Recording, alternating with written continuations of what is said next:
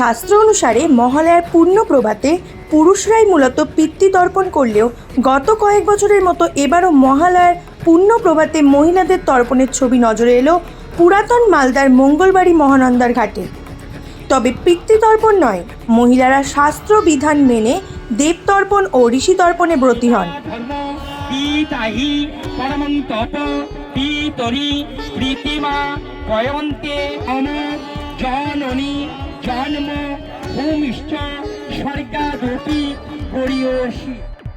পতঞ্জলি যোগ সমিতির সদস্য রতন চৌধুরীর উদ্যোগে বুধবার 7 সকালে পুরাতন মালদার মঙ্গলবাড়ি মহানন্দা ভবনের নদীঘাটে এই তর্পণের আয়োজন করা হয়। সেই আয়োজনে সামিল হন বহু ভক্তিমতী মহিলা। তবে তারা পিতৃতর্পণের পরিবর্তে দেবতর্পণ ও ঋষিতর্পণ করেন। পিতৃপক্ষের সমাপ্তি, দেবীপক্ষের সূচনা। ঠিক আজকের দিন থেকে দেবীপক্ষের শুরু, মানে স্বর্গ থেকে ধরাধামে মা দুর্গা আর আমাদের স্বর্গ থেকে ধরাধামে আসছে, এই দেবীপক্ষের শুরু।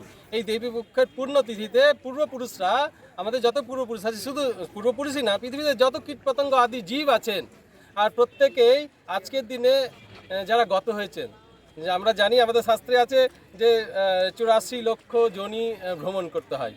তো এই ব্যাপারগুলো আছেই। তো ওই জন্য আজকের দিনে সবাই হাহাকার করে থাকে। তাদের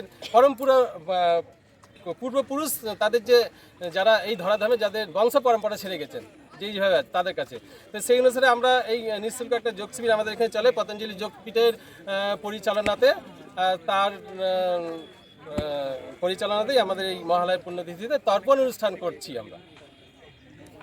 বিশেষত্ব হচ্ছে যে আমরা সবচেয়ে বড় বিষয় হচ্ছে যে মহিলারা, মায়েরা কোনোদিন তর্পণ করতে আমি দেখিনি, কিন্তু শাস্ত্রে দেখেছি মায়েরা তর্পণ করতেই পারে, কেন করতে পারে না? আমাদের পাশে মৌসুমীদি আছে, আমাদের দায়িত্বে আছেন, মায়েদের দায়িত্বে।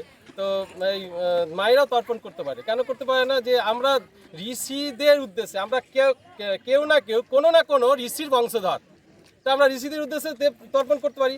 দেবতাদের ঋণ আমাদের আছে, দেব তর্পণ আমরা করতে পারি। সূর্যের প্রতি, সূর্য হচ্ছে জ্যান্ত দেবতা, সূর্যের প্রতি আমরা অর্ঘ্যদান দিতে পারি। আমরা পিতৃতর্পণ করব না, কিন্তু দেব তর্পণ, ঋষি তর্পণ, মনুষ্য তর্পণ, যে পৃথিবীতে যত জীব আছে, কীটপতঙ্গ আছে, তাদের উদ্দেশ্যে আর ফুল জল দেওয়া, সেটা আমরা করতে পারি। সেহেতু মায়েরাও করতে পারবে। আপনার নাম? রতন চৌধুরী। পরিচয় আপনার? রতন চৌধুরী, পতঞ্জলি